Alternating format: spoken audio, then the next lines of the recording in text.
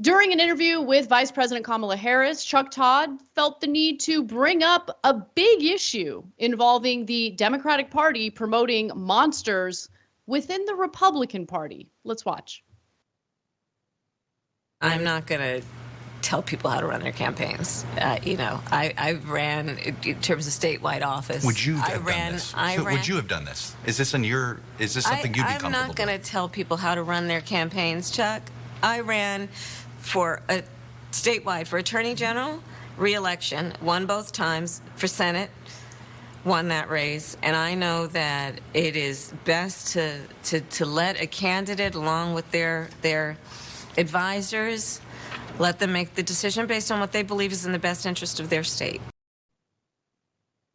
So that was Kamala Harris's answer to the question about why the Democratic Party is not only promoting, but literally funding the campaigns of extremist Republicans within Republican primary races. Now, we all know why they do it. They do it because they think, obviously, it's easier for us to beat the lunatics, much harder to beat just a run-of-the-mill, standard, old-school Republican, which, by the way, doesn't really inspire much confidence in the Democratic Party.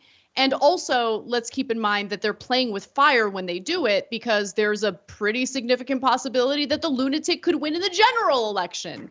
But she tried to skirt that question. She tried to avoid having to really answer it. But he tried again. He pressed her on it. So let's take a look at how she handled that. I'm not going to tell people what to do. You're not worried that this reflects poorly on the Democrats? I think that what we have to focus on is that in 60 days as of this interview, in less than 2 months, we are looking at a midterm election in which so much is on the line. And look, they love that statement. So much is on the line. So much is on the line, because if you don't vote for us, the country's democratic process will be in jeopardy by these extremist Republicans, which, by the way, we took the money that you donated to our party and funneled it into the campaigns of the extremist Republicans that we're now fear-mongering about. Think about that part of it as well, right? Where does that money come from? Yes, the corporate Democrats take in a ton of money from corporate donors, but there's also small dollar donors who give to the Democratic Party after, the Supreme Court dismantles reproductive rights in this country. Do they know that their money's being spent on funding extremist Republicans in primary races? I doubt it. Yeah.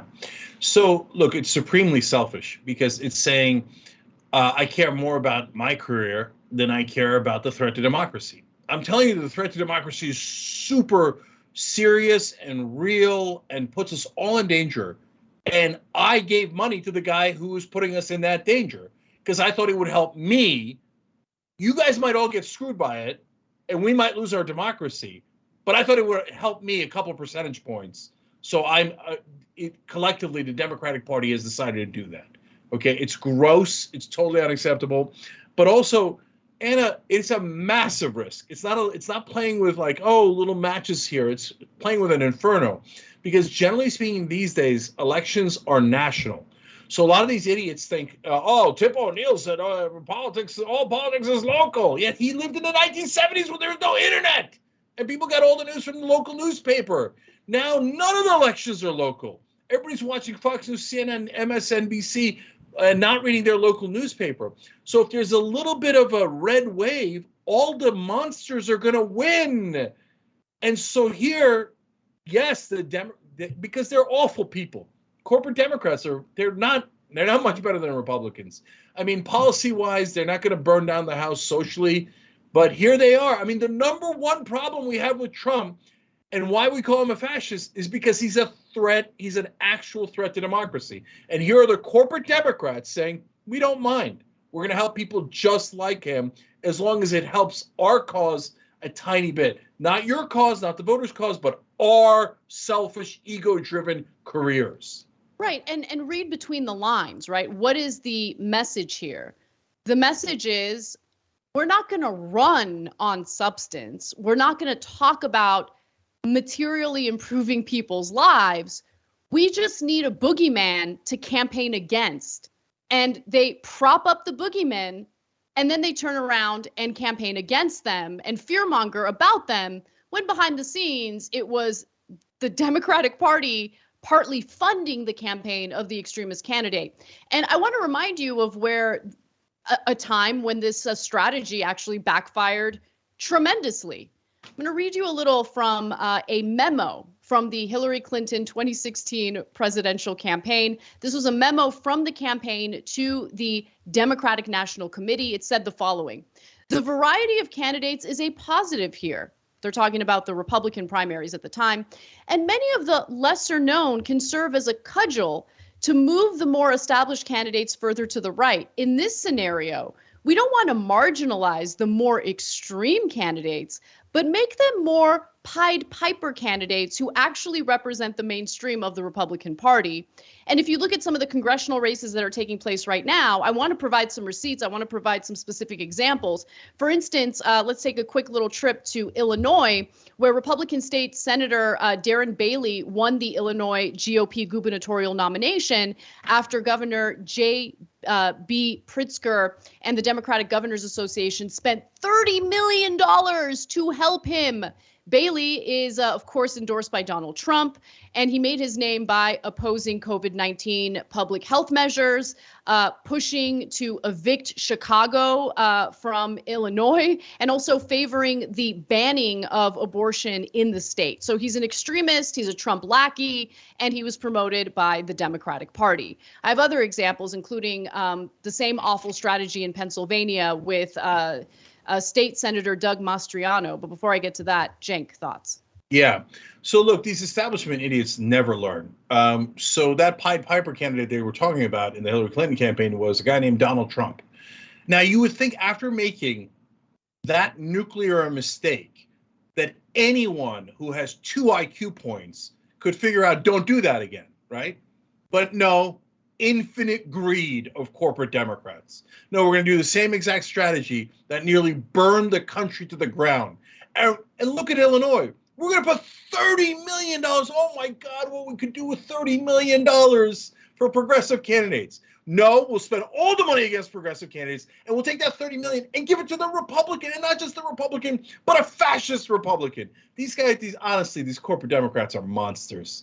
I mean, look, they aid and abet the worst people in the country. And why do they do it? Anna's right. It's because they don't have an economic message to run on, because they have to serve their donors. So since they're corrupt and they screw you at every turn on economic issues, they have to say, well, my only option to win is to say, the other guy's worse. The other guy's worse. So that's why they spend millions upon millions they're actively finding boogeymen and promoting them so they can run against them, because otherwise they can't win, because they're liars and they never deliver on their agenda. Yep. And just to give you the Pennsylvania example, because I promised. So Republican State Senator Doug Mastriano, a leading 2020 election denier, won the GOP gubernatorial nomination last month. And he himself, his campaign spent about $370,000 on television ads, but his Democratic opponent, Josh Shapiro, spent even more money to support him. $840,000 on ads designed to help him win the Republican primary. And just to give you an idea of how disastrous Mastriano is, he pushed the notion that Pennsylvania's legislature could appoint its own slate of Trump electors, pro-Trump electors. So he wanted to aid and abet Trump's attempts to overturn the results of the presidential election in 2020. And should Mastriano win the governor's race, he could spark a constitutional crisis in 2024 by trying to prevent the state from sending to Washington a slate of Democratic electors against the will of the voters. That's who he is. And again, if he wins, understand that he was propped up by his Democratic opponent. It is insane. You're right, Cenk. It's incredibly selfish, and that's what we're dealing with honestly the mainstream Democratic Party. This is what they're leaning toward in order to win elections. But again, they're playing with fire. Yeah, the corporate Democrats remind me of that scene from Zoolander where they're spraying gasoline all over themselves. So look. I mean, I hate to say this because I'm afraid that Mastriano might use it, But let's, if he's in a debate with Josh Shapiro, he could say, "Oh, you think I'm so dangerous? Then why did you give me $840,000?" Exactly. I'm actually shocked that it hasn't happened yet, but it will. In fact, Democrats directly interfered with 13 primaries across 9 states. So it's bound to happen eventually, and it's a devastating point. Yeah, and by the way, it's in Pennsylvania. So did Josh Shapiro have to do that? Did the corporate Democrats have to give the worst people in America all that money? No. Pennsylvania is also where John Fetterman is running, and he didn't give Republicans anything, including any quarter, right? He's like, no, here's what I'm going to give you. I'm going to give you a political stick upside your head, okay? And he's kicking Dr. Oz's ass. And he didn't have to give Dr. Oz money to do it. Run like a man, okay? Run with strength. Or maybe I should say run like a woman, because these days, those are the ones that are fighting back, like Rebecca Jones in Florida. So, but these Democrats, I'm afraid that they're going to join the Republicans in ending democracy.